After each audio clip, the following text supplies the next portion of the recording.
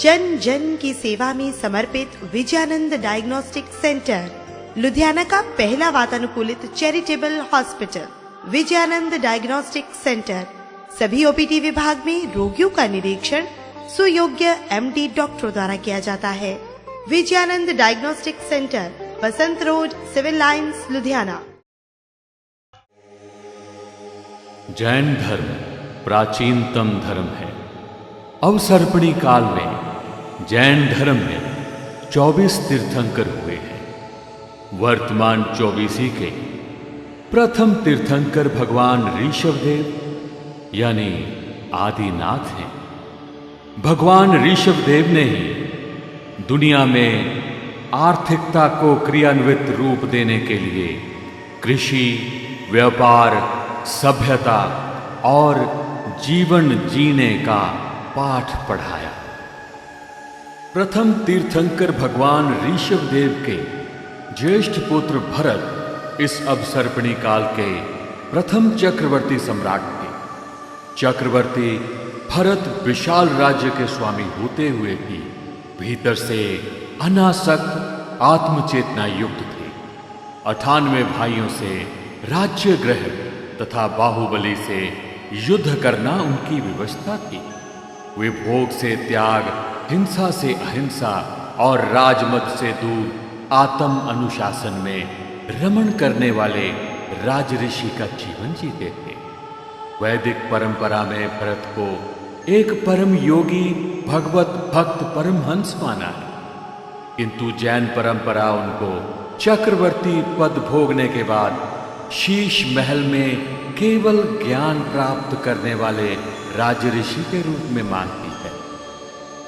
भारतीय संस्कृति में ऋषभपुत्र चक्रवर्ती भरत के अलावा दुष्यंत शुक्ला का पुत्र भरत और दशरथ पुत्र भरत का नाम भी प्रसिद्ध है। जैन कथा साहित्य तथा भागवत पुराण के अनुसार ऋषभपुत्र भरत के नाम से यह भूखंड भरत क्षेत्र के नाम से प्रसिद्ध हुआ।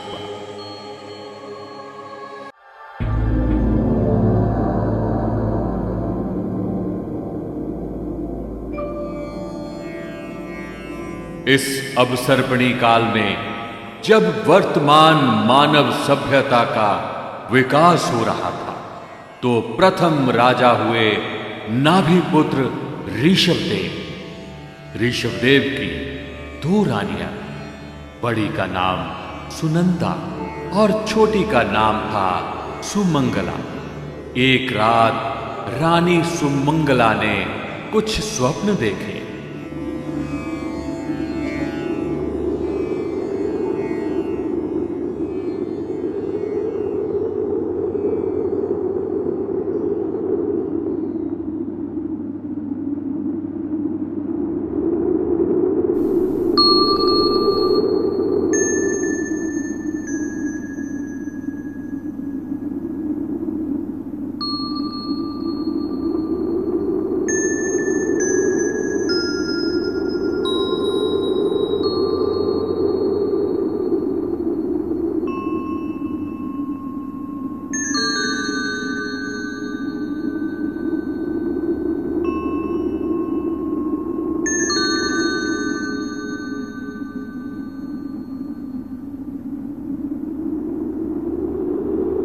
स्वप्न देखकर वह जाग गई, सोचने लगी।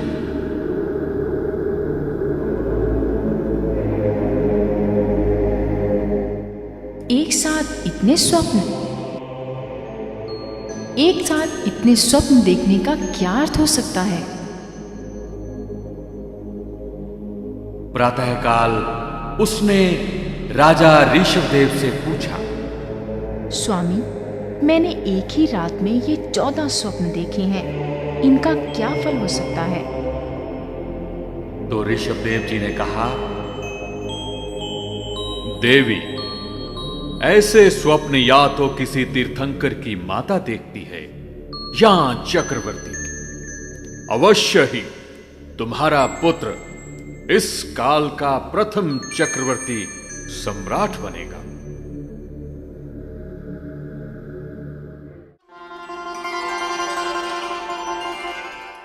और समय आने पर सुमंगला मां ने एक पुत्र व एक पुत्री को जन्म दिया।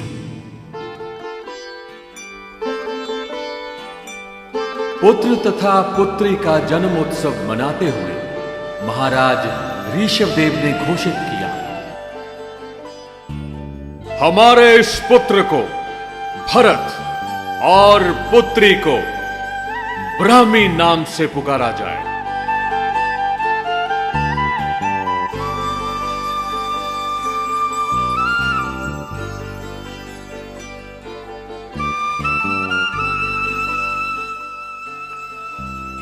कुछ समय पश्चात दूसरी रानी सुनंदा ने भी एक युगल संतान को जन्म दिया। राजा ऋषभदेव ने पुत्र को गोद में लेकर संबोधित किया, यह बालक बाहुबल में अद्वितीय होगा, अतः हम इसे बाहुबली कहेंगे। और यह कन्या अद्भुत सुंदरी है, अतः इसे सुंदरी कहा जाए।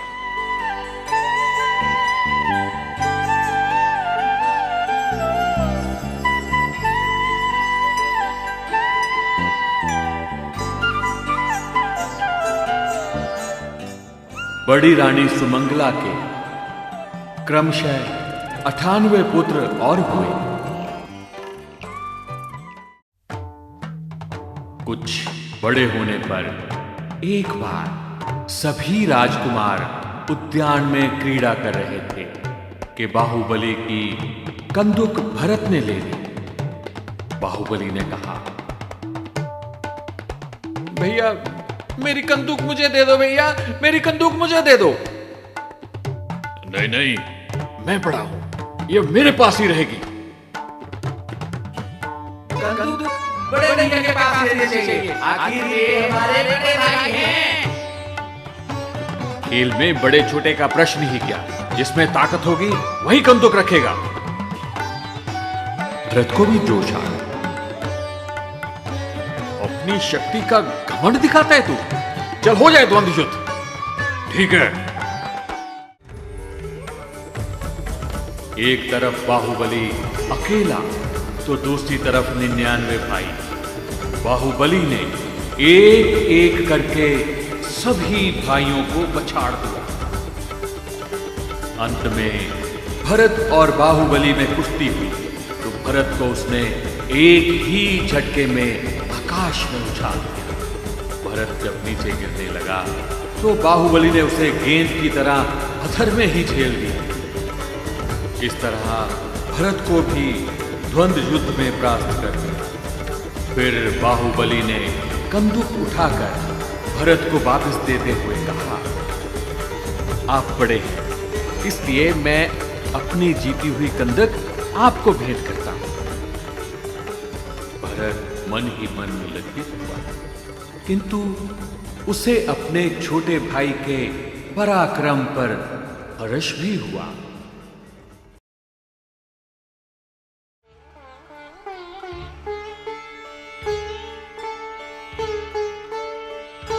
एक दिन ऋषभदेव ने सभी पुत्र पुत्रियों को बुलाकर कहा,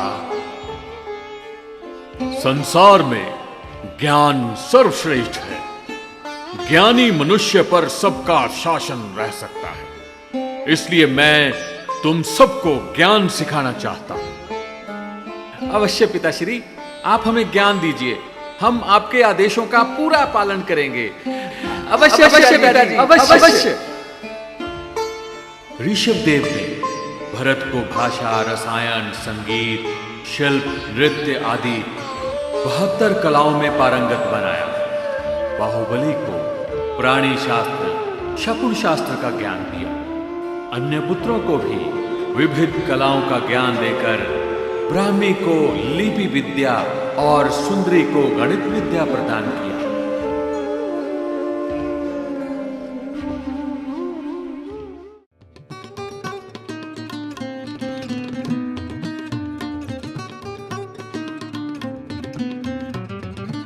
एक बार अयोध्या में बसंत उत्सव मनाया गया। पुत्र, पौत्र आदि के साथ राजा ऋषभदेव उद्यान में गए। वहां प्रजाजन अनेक प्रकार के मनोरंजन, संगीत, नृत्य कर रहे थे। प्रजा को हर्षोल्लास से प्रफुल्लित देखकर ऋषभदेव सोचते, मेरी प्रजा कितनी सुखी है, कितनी आनंद में है। तभी अचानक फिर उनकी विचारधारा बदली। खाना पीना, क्रीड़ा, भोग विलास, क्या यही सुख है? या फिर इस सुख से उत्कृष्ट, श्रेष्ठ और भी कोई सुख है? वे अपने पूर्व जन्मों का स्मरण करते हुए सोचने लगे, मनुष्य से श्रेष्ठ सुख तो देवलोक का है, और देवों से भी श्रेष्ठ सुख है संयमी साधु जीवन का। वास्तव में संयम और समाधि के रमण करना ही परम सुख है। अब मुझे परम सुख का मार्ग स्वीकार करना चाहिए, ताकि प्रजा भी उसी मार्ग का अनुसरण करे।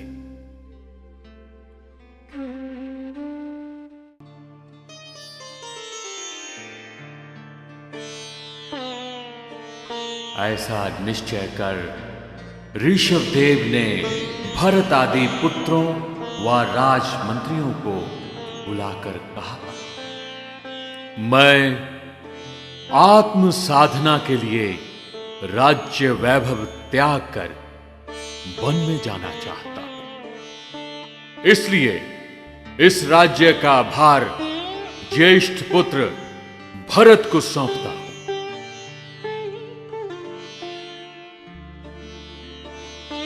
फिर बाहुबली को वहली प्रदेश एवं अन्य पुत्रों को विभिन्न प्रांतों का राज्य सौंप दिया।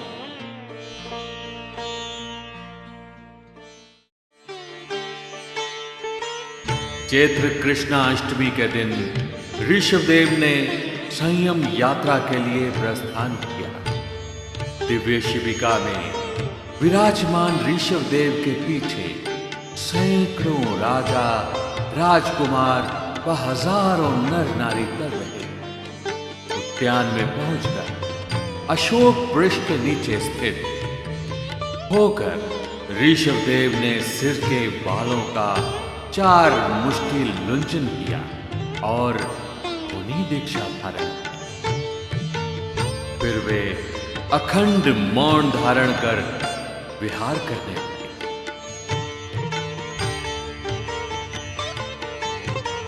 एक दिन ऋषभदेव की माता मरुदेवी ने अपने पुत्र भरत से कहा, मेरा पुत्र ऋषभ कहाँ है? उसे 1000 वर्ष से अधिक हो गए गृहस्थी त्यागे हुए। आखिर कहाँ है वो? माताश्री, मेरे दूत शीघ्र पिताश्री के समाचार लेकर आ ही रहे होंगे। वे बातें कर रहे थे, तभी यमन नामक दूत ने राजभवन में प्रवेश किया। स्वामी, स्वामी, हर्ष समाचार है। प्रभु ऋषभदेव आज पुरिमताल नगर के उद्यान में पधारे हैं। उन्हें केवल ज्ञान उत्पन्न हुआ है।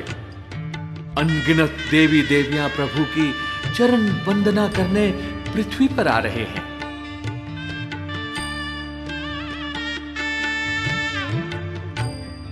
तभी दूसरा दूत उपस्थित हुआ। देव, शुभ समाचार है। अयोध्यशाला में चक्र रत्न प्रकट हुआ है। ऋषभदेव के केवल ज्ञान प्राप्ति के समाचार सुनकर भरत और मरुदेवी अत्यंत प्रसन्न हुए। वे तुरंत ऋषभदेव के दर्शनों के लिए चल दिए।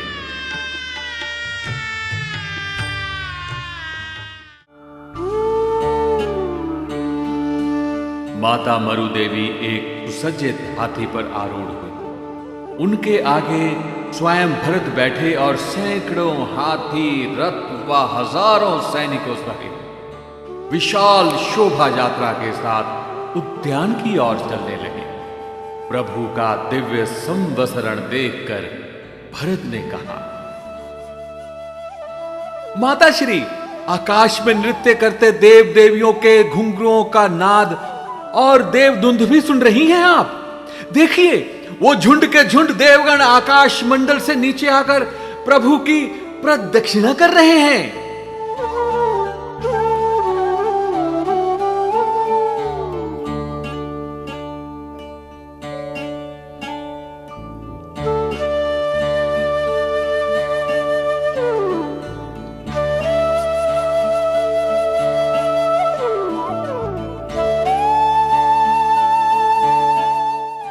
माता मरु देवी ने अपनी आंखों से प्रभु की यह दिव्य अतिशय युक्त शोभा श्री देखी तो हर्ष के आंसू बहने लगे।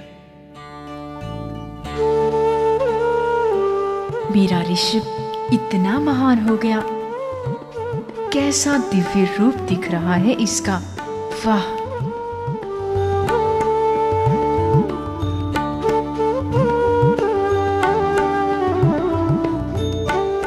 माता के हृदय में अपूर्व आनंद उमड़ने लगा।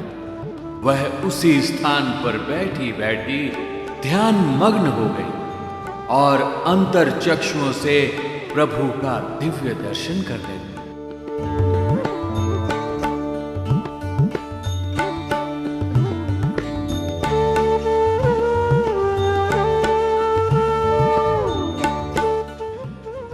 और प्रभु के दिव्य दर्शन करते करते अंतकृत केवली होकर सिद्ध हो गई। कुछ ही देर में आकाश में देवताओं ने उद्घोष किया। इस अवसर्पणी काल में मरुदेवी माता प्रथम सिद्ध हुई हैं।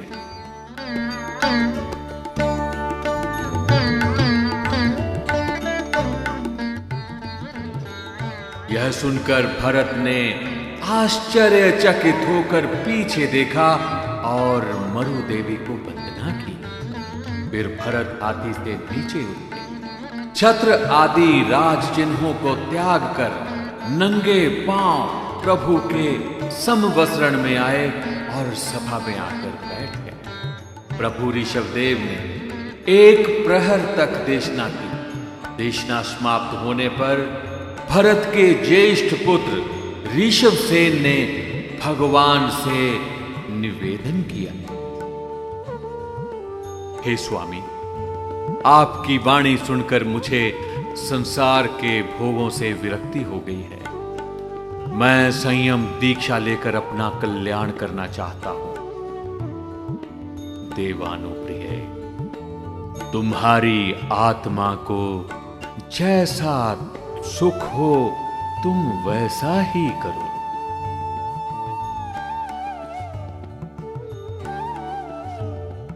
ऋषभसेन के साथ उपस्थित अन्य सैकड़ों राजकुमार, ब्राह्मी आदि राजपुत्रियां भी देखती हुई। इन श्रमणों में 94 श्रवण विशेष बुद्धि संपन्न थे, जो गणधर पद पर प्रतिष्ठित हुए।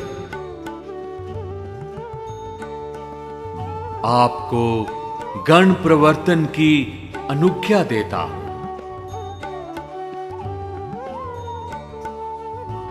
भगवान की देशना समाप्त होने पर सभी जन अपने अपने स्थान पर लौट गए। संवत्सरण से लौटकर भरत सीधे आयुधशाला में गए। वहां सूर्य की भांति प्रकाशमान चक्र रत्न को प्रणाम किया। फिर पवित्र सुगंधित जल से स्नान कराया। चंदन का तिलक लगाकर रंग बिरंगे फूलों से उसकी अर्चना की। फिर शुभ मुहूर्त देखकर सम्राट भरत ने विशाल सेना के साथ दिग्विजय यात्रा प्रारंभ की। वर्षों तक दिग्विजय यात्रा करके चक्रवर्ती भरत ने शतखंड की विजय यात्रा पूर्ण कर दी। अंत में ऋषभकूट पर्वत के पास पहुंचे।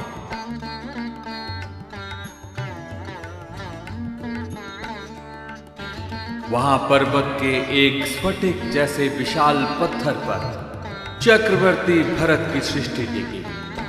राजपुरोहित ने निवेदन किया, सम्राट, यह अतीत काल में हुए चक्रवर्तियों की नामावली है। दिग्विजय संपन्न कर प्रत्येक चक्रवर्ती यहां आता है और अपना नाम अंकित करता है।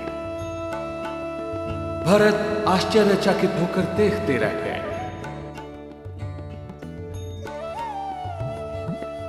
महाराज, आप भी काकणी रत्न से अपना नाम अंकित कीजिए। अब तक इतने चक्रवर्ती हो चुके हैं, कहीं नाम लिखने का स्थान भी खाली नहीं दिखता। फिर उन्होंने शिला पर से एक नाम मिटाकर अपना नाम अंकित किया।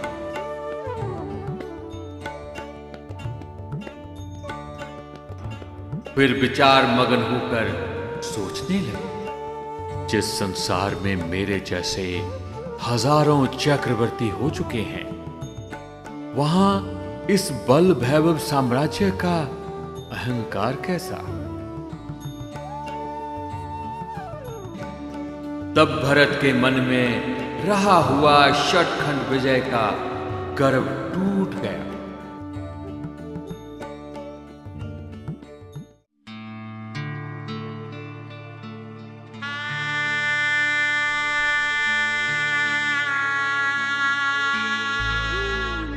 शतखंड विजय कर चक्रवर्ती भरत ने अयोध्या में प्रवेश किया। नगरी को दुल्हन की तरह सजाया गया, उत्सव मनाया जाने लगा। राज्याभिषेक से पहले भरत ने कहा, हमने विजय यात्रा के प्रारंभ में अष्टम तप किया, अतः अब उसकी संपन्नता भी तप आराधना से ही होनी चाहिए। महाराज, आपका विचार उचित है। तब से ही समस्त कार्य निर्विघ्न सिद्ध होते हैं।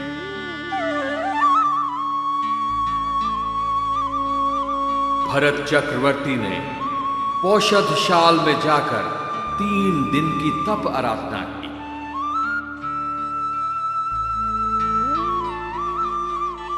कुछ दिनों पश्चात भरत ने अपने अधिकारियों से,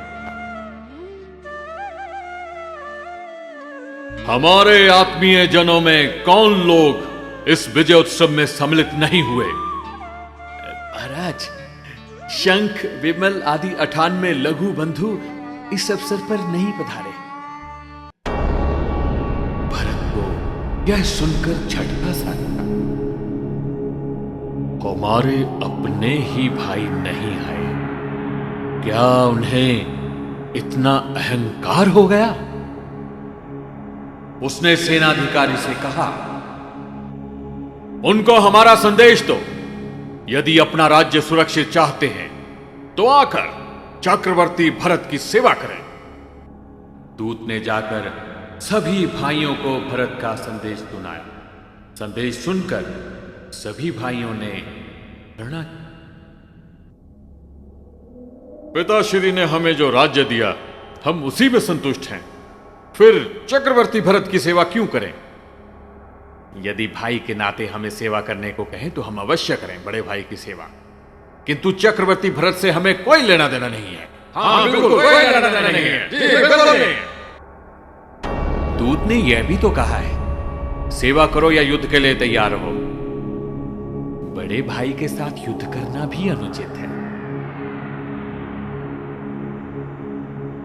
फिर हम क्या करें? इधर सिंह उधर सांप। पिताश्री ने हमें राज्य दिया है तो उनसे ही जाकर पूछना चाहिए क्या करें।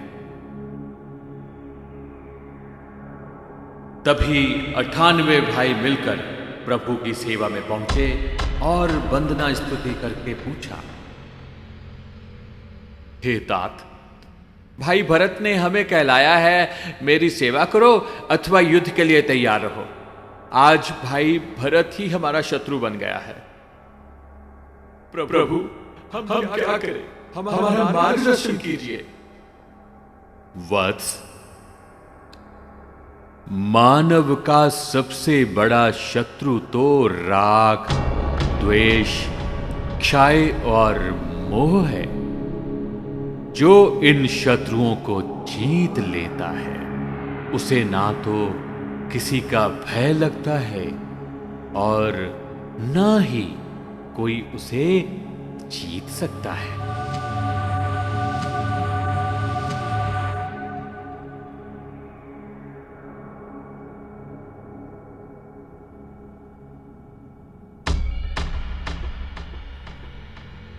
प्रभु फिर हमें इन्हें जीतने का ही मार्ग बताइए। इन अंतरंग शत्रुओं को जीतने का एक ही मार्ग है, तृष्णा का त्याग और मन का संयम। सभी भाई बोले, स्वामी हमें आपकी आज्ञा स्वीकार है। हमें राज्य त्याग कर संयम लेना चाहिए ताकि युद्ध और पराधीनता दोनों से ही बच सके। सभी 98 भाइयों ने भगवान के पास मुनि दीक्षा ग्रहण की।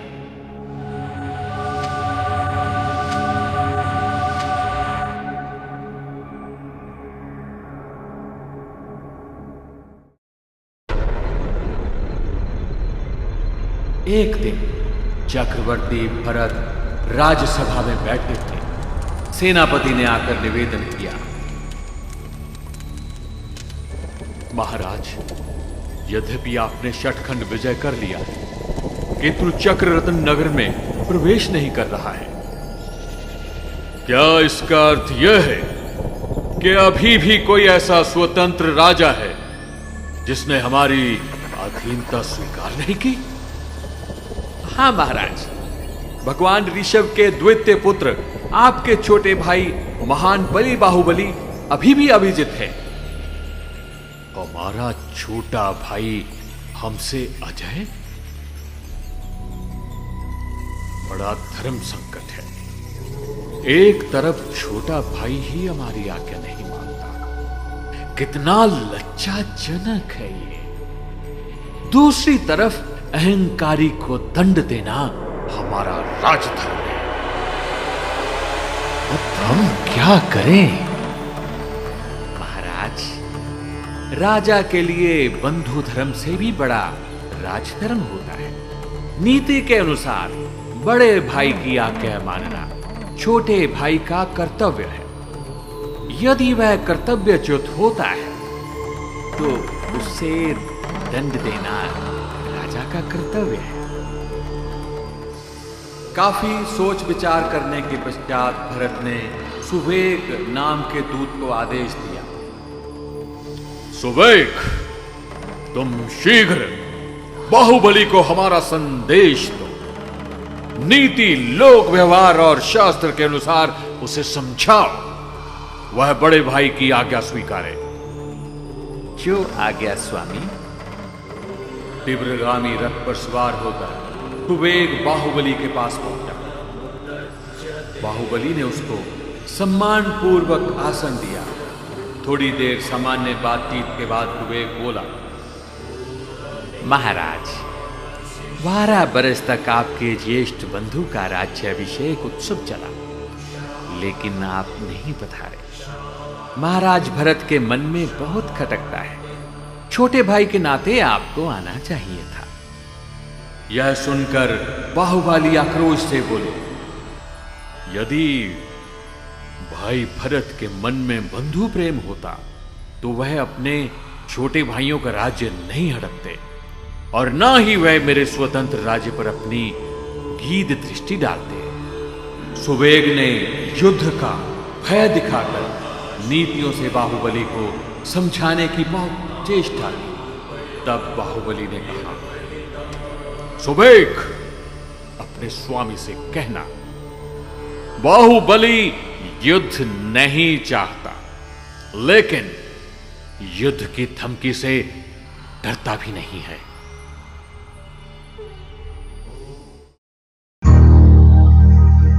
सुवेग निराश होकर अयोध्या लौट आया। उसने बाहुबली का उत्तर सुनाया तो भरत एकदम उदास हो गए। सोचने लगे, बाहुबली को युद्ध में जीतना तो असंभव जैसा है, लेकिन उसे अविजित छोड़ने से भी मेरा चक्रवर्तीत्व खंडित ही रहेगा। क्या करूं और क्या ना करूं, कुछ समझ में नहीं आता। क्या करूं? उनके विचारों से द्वंद्व हो गया। एक तरफ महाबली बाहुबली सिंह की तरह दहाड़ रहा है, दूसरी तरफ चक्ररत्न अड़ा खड़ा है। आखिर कुछ सोच विचार के बाद भरत ने सेनापति को युद्ध के लिए प्रस्थान करने का आदेश दिया।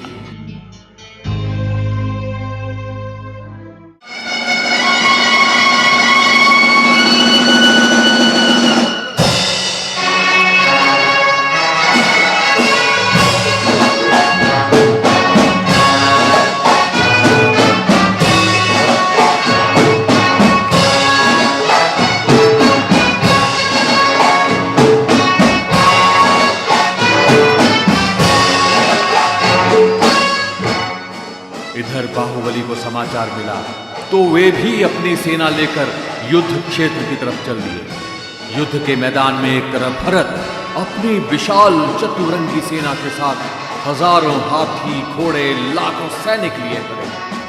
दूसरी तरफ बाहुबली अपनी विशाल सेना। युद्ध के इस विशाल भयानक दृश्य को देखने आकाश में हजारों देवता एकत्र हो गए। परस्पर इन दो महाबली योद्धाओं में यह युद्ध किस लिए हो रहा है? आश्चर्य!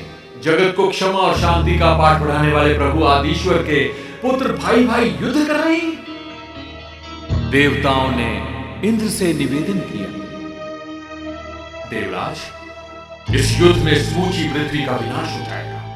मानव रक्त से धरती लाल हो जाएगी। इन्हें कैसे भी समझाइए, महाविनाशकारी युद्ध को रोकिए, महाबली रोकिए। तब सैकड़ों देवताओं के साथ इंद्र चक्रवर्ती भरत और बाहुबली के पास गए और कहने लगे, हे ऋषभ नंदनो, आप इस विनाशकारी युद्ध से विरत हो जाइए। तब भरत ने देवताओं को अपनी विवशता समझाई। बाहुबली ने भी देवराज इंद्र से कहा, मैं भाई भरत से युद्ध नहीं चाहता, लेकिन परिस्थिति से विवश हूं। तब देवराज इंद्र ने प्रार्थना की, आप युद्ध को टाल नहीं सकते तो कम से कम अधम युद्ध तो मत कीजिए। उत्तम पुरुष हमेशा उत्तम युद्ध ही करते हैं। भयंकर नरसंहार से बचने के लिए वे दोनों ही परस्पर बल परीक्षण के लिए तैयार हो गए। भरत बाहुबली दोनों ही हाथियों से नीचे उतरे, शस्त्रास्त्र दूर रखे और युद्ध मैदान में आमने सामने आकर डट गए। पहले दृष्टि युद्ध हुआ।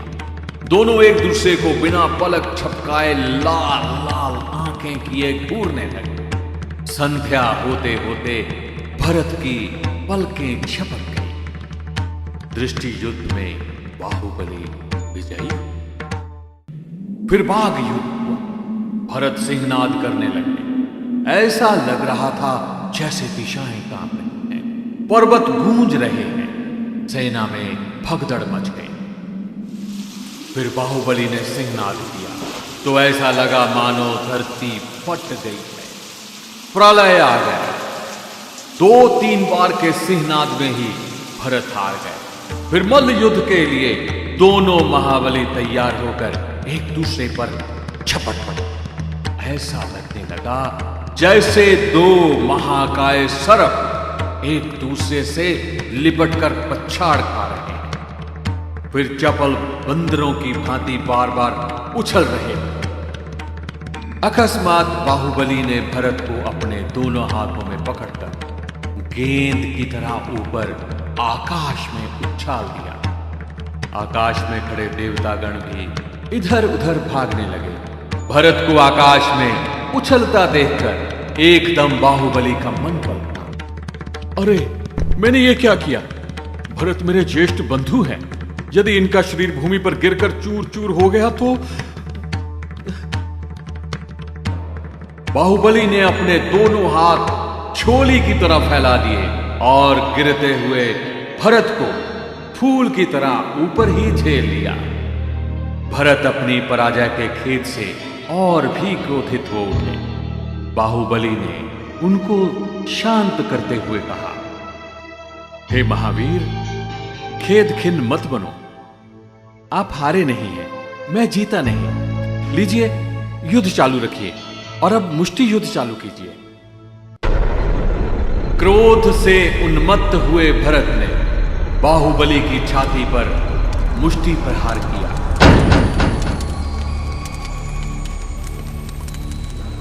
उलटकर बाहुबली ने भरत की छाती पर मुष्टि प्रहार किया तो भरत मूर्छित होकर गिर पड़ा।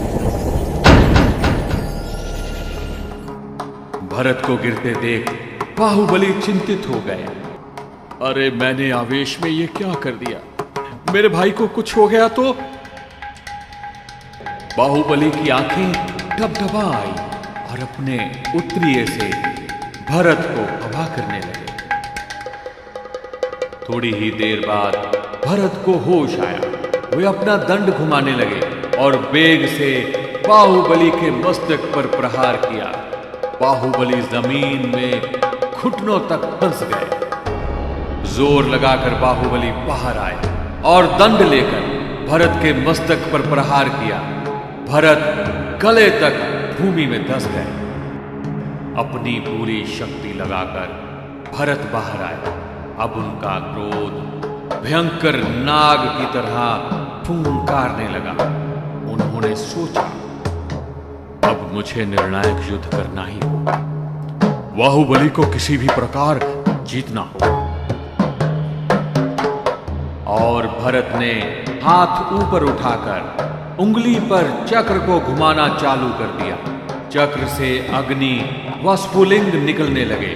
पूरे वेग से चक्र को घुमाकर बाहुबली की तरफ फेंका। चक्र बाहुबली के पास आया और उनकी परिक्रमा करते हुए वापस भरत की उंगली पर आकर टिक गया।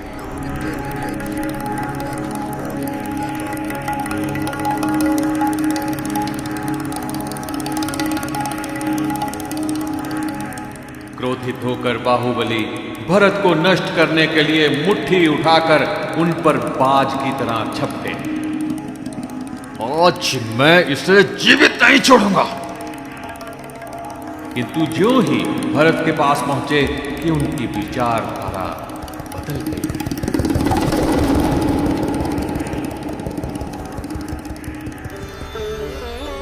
अरे, मैं क्या अनर्थ कर रहा हूं? राज्य के लिए बड़े भाई को मार रहा हूं। धिक्कार है मुझे, धिक्कार है। बाहुबली को अपने कृत्य पर पश्चाताप होने लगा। वे ऊपर उठी मुट्ठी की तरफ देखते हैं। इसी मुट्ठी से अपने अहंकार का नाश कर डालता हूं। इस क्रोध को समाप्त करता हूं जिस कारण इतना बड़ा अनर्थ करने पर उतारू हो गया हूं। बाहुबली ने ऊपर उठी मुट्ठी से अपने मस्तक के केश उखाड़ लिए और बोले, हे ज्येष्ठ बंधु, मैंने राज्य के लिए आपको इतना व्यथित किया है। मुझे क्षमा कर दीजिए मेरे भाई, मुझे क्षमा कर दीजिए।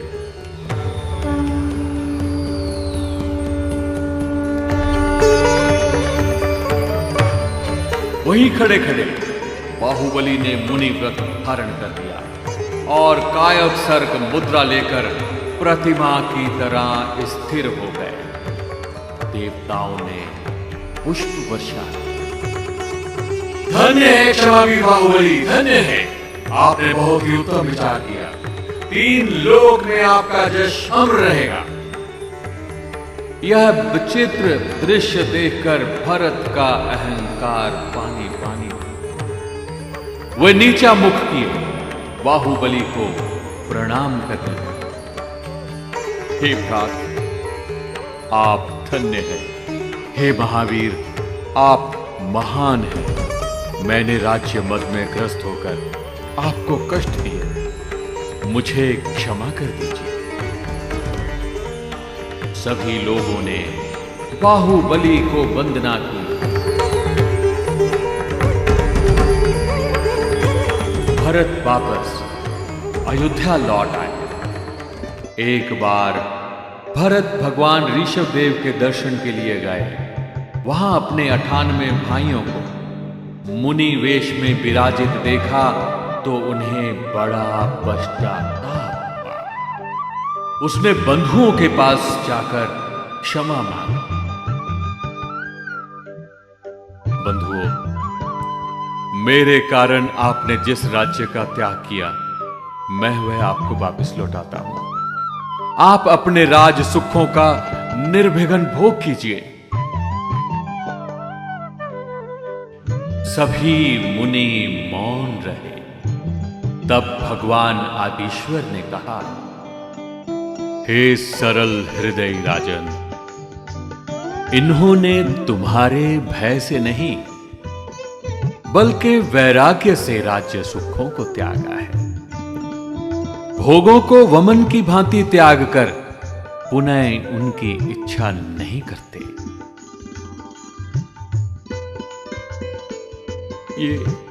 ये भाई कुछ भी नहीं चाहते, तो मैं इनकी सेवा कैसे करूं? ये शरीर धारण के लिए भोजन तो ग्रहण करते ही हैं। हाँ, ये ठीक रहेगा। मैं आहार दान से ही इनकी परिचर्या करूं। भरत ने तुरंत विभिन्न प्रकार के व्यंजन आदि बनवाकर 500 गाड़ियां वहां मंगवाई और मुनियों से अनुरोध किया, हे बंधुजनों, आप यह आहार ग्रहण कर मुझे अनुग्रहित करें। प्रभु आदिश्वर ने भरत को समझाया, हे भरत, मुनियों के निमित्त बना यह भोजन ग्रहण योग्य नहीं है। भरत सोच में पड़ गए। तब मैं इस विपुल खाद्य सामग्री का क्या उपयोग करूं? पास ही देवराज इंद्र खड़े थे। भरत ने पूछा, देवराज, आप ही बताइए, इस भोजन सामग्री का क्या करना चाहिए? चक्रेश्वर, इन्हें आप विशेष गुणी पुरुषों में वितरित कर दीजिए। भरत ने जो वैरागी स्वाध्यायी श्रावक वहां थे, सबको बड़े प्रेम और उल्लास से भोजन करवाया। थोड़ा और लीजिए। हाँ, आप भी लीजिए।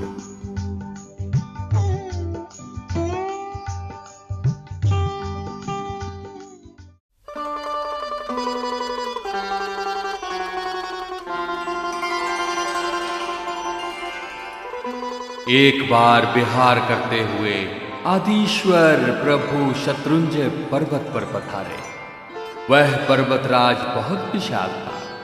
हरे भरे वृक्षों के झुंड, कल कल करते जल के निर्मल झरने, पर्वत शिखरों पर क्रीड़ा करते बंदर, लंगूर तथा गुफाओं में रमण करते सिंह आदि वन्य जीवों से सुशोभित था। एक दिन प्रभु आदिश्वर ने अपने प्रथम गणधर पुंडरीक स्वामी से कहा, महामुने, हम यहां से अन्यत्र विहार कर रहे हैं। तुम एक कोटि मुनियों सहित यहीं रहो। पुंडरीक स्वामी ने आश्चर्य से पूछा, प्रभु, ऐसा किस लिए? इस क्षेत्र का प्रभाव ही ऐसा है कि कुछ ही दिनों में तुम एक कोटि मुनियों सहित यहां से सिद्ध गति प्राप्त करोगे। प्रभु अन्यत्र विहार कर गए। गणधर पुंडरीक स्वामी को कुछ दिनों बाद वहीं पर केवल ज्ञान प्राप्त हुआ। उसके कुछ दिन बाद कोटि मुनियों सहित वहीं से उन्होंने मोक्ष प्राप्त किया।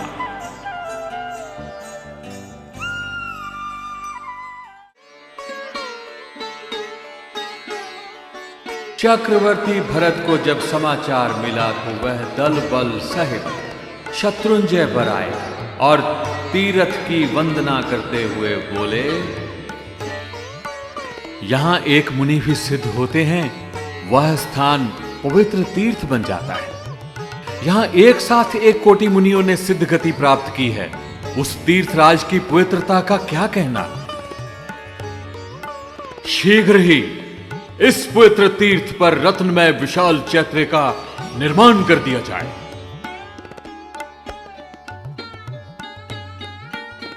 शिल्पियों ने रात दिन लगकर एक अद्भुत चैत्य का निर्माण किया और फिर उसके भीतर पुंडरीक स्वामी सहित भगवान ऋषभदेव की भव्य प्रतिमा स्थापित की। भरत उस विशाल चैत्य को देखने आए। आहा, अद्भुत, कितना भव्य और रमणीय है यह। हम बहुत खुश हुए हैं।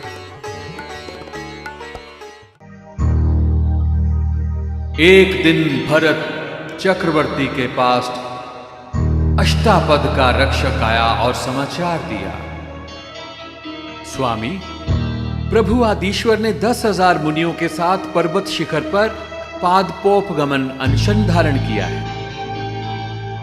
क्या प्रभु हमें छोड़कर जा रहे हैं? भरत तुरंत नंगे पांव अष्टापद की तरफ दौड़ पड़े। उनके पीछे हजारों स्त्री पुरुष भी चल पड़े। अयोध्या से लेकर अष्टापद तक संपूर्ण मार्ग पर जनता की भीड़ ही भीड़ दिखाई देने लगी। अष्टापद पर्वत पर पहुंचकर भरत ने प्रभु के दर्शन किए। प्रभु पर्यकासन से निश्चल स्थिर विराजमान थे। भरत चक्रवर्ती ने प्रभु की प्रदक्षिणा की और सामने आकर बैठ गए। हजारों मानव और अनगिनत देव देवेंद्र प्रभु के अंतिम दर्शन कर उपासना करने लगे। सबके देखते देखते प्रभु के शरीर से एक प्रकाश पुंज सा निकला। सब लोग चकित भ्रमित देख रहे हैं। देवेंद्र ने उद्घोषणा की, इस अवसर्पणी काल के प्रथम तीर्थंकर प्रभु ऋषभदेव निर्वाण को प्राप्त हो गए। एक साथ हजारों आंखों से आंसुओं की धारा बह निकली। भरत चक्रवर्ती बालक की तरह विलाप करने लगे। हे प्रभु, हमें अनाथ करके चले गए। हमें किसके सहारे छोड़कर चले गए प्रभु? हमें किसके सहारे छोड़कर चले गए?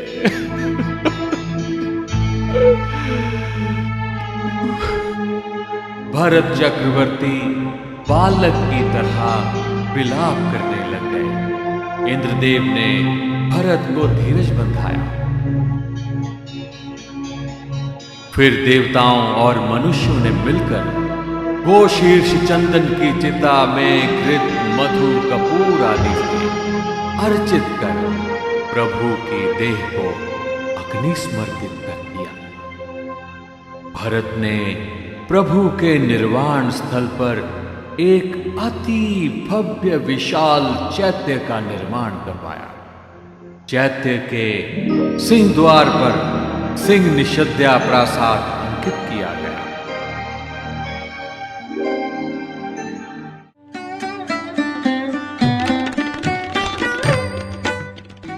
एक दिन चक्रवर्ती भरत ने स्नान कर देवदूष्य वस्त्र धारण किए, फिर ताजे फूलों की माला पहनी, रतन आभूषणों से शरीर को अलंकृत किया और सोचने लगे, जरा आरीसा भवन में चलकर देखूं कि मैं कैसा लग रहा। वे आरीसा भवन में आ गए। वहां स्फटिक मणि जैसे उज्जवल आदम कद दर्पण के सामने खड़े होकर अपना सौंदर्य निहारने लगे। अचानक उनका ध्यान उंगली की तरफ गया। है, ये क्या? उंगली खाली खाली लग रही है। ओह, अंगूठी नीचे गिर गई। फिर उंगली को सामने लेकर देखने लगे। आभूषण रहित उंगली इतनी शोभाहीन लग रही है। क्या आभूषणों से ही शरीर की शोभा है? भरतेश्वर विचार करने लगे, क्या सचमुच बिना आभूषणों के यह शरीर कांतिहीन सा लगता है? देखूं जरा। और उन्होंने अपना मुकुट उतारा, फिर दर्पण के सामने देखने लगे। मस्तक भी शोभाहीन लग रहा है। धीरे धीरे एक एक आभूषण उतारते गए और दर्पण में अपना रूप निहारते गए। जब समस्त आभूषण उतार कर रख दिए तो उन्होंने दर्पण के सामने अपना स्वरूप देखा। सचमुच पत्रहीन वृक्ष की भांति यह शरीर तो शोभाहीन लगने लगा है। क्या बाह्य पदार्थ ही सौंदर्य का आधार है? क्या बस्तर आभूषणों की कृत्रिम सुंदरता पर ही मैं गर्व करता हूं। भरतेश्वर का चिंतन अंतर्मुखी हो गया। वे शरीर की असारता पर विचार करने लगे। बल मूत्र आदि के भंडार इस शरीर का अपना कोई सौंदर्य नहीं है। सब भ्रांति है, केवल मिथ्या कल्पना है, सब झूठ। भरतेश्वर सोचते हैं, मैं राज्य परिवार शरीर आदि के मोह में फंसा अपने आत्म स्वरूप को भूल गया हूं। मेरा असली रूप तो ज्ञान दर्शन आनंदमय परम रूप है। परम रूप, आनंदमय परम रूप।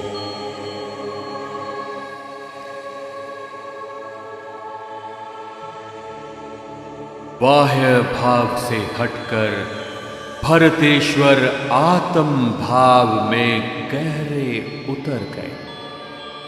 जिस प्रकार सूर्य पर आए बादल हटते हैं तो प्रकाश जगमगा उठता है, उसी प्रकार भरतेश्वर के भीतर केवल ज्ञान का दिव्य आलोक जगमगाने लगा।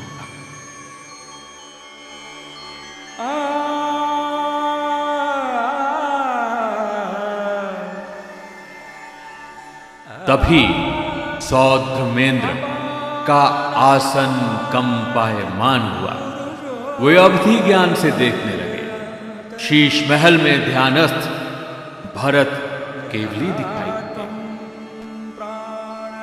इंद्र महाराज तुरंत देवताओं के साथ शीश महल में आए और बोले, हे केवल ज्ञानी, आप साधु वेश धारण कीजिए ताकि लोक व्यवहार में हम आपको वंदना करें।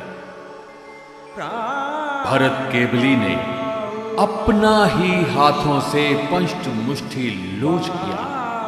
फिर देवताओं द्वारा प्रदत्त मुनि वस्त्र रजोहरण आदि धारण किए। भरत केवली ने शीश महल से उतरकर सीधे उपवन की ओर प्रस्थान किया। उनके पीछे हजारों मानव भी भरत केवली की जयकार लगाते हुए उपवन में पहुंचे।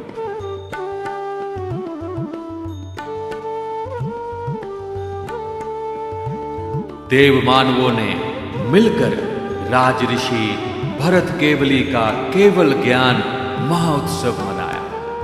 अनेक राजा आदि भव्यजनों ने दीक्षा ग्रहण कर ली।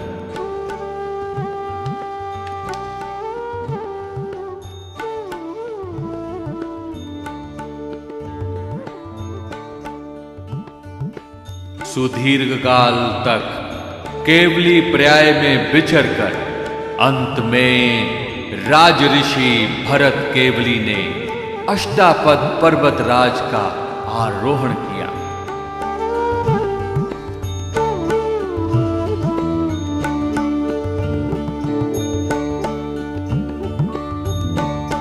एक स्फटिक शिलापट पर आसीन होकर उन्होंने पाद पोप गमन संथारा ग्रहण किया।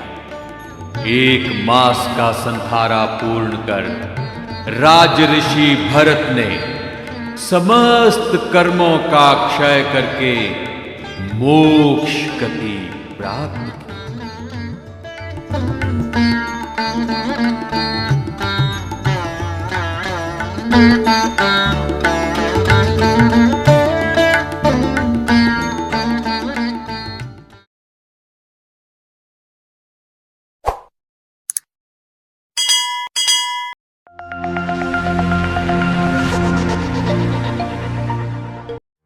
जन जन की सेवा में समर्पित विजयानंद डायग्नोस्टिक सेंटर, लुधियाना का पहला वातानुकूलित charitable hospital. Vijayanand Diagnostic centre सभी ओपीडी विभाग में रोगियों का निरीक्षण सुयोग्य एमडी डॉक्टरों द्वारा किया जाता है। Vijayanand Diagnostic Centre, Basant Road, Civil Lines, Ludhiana.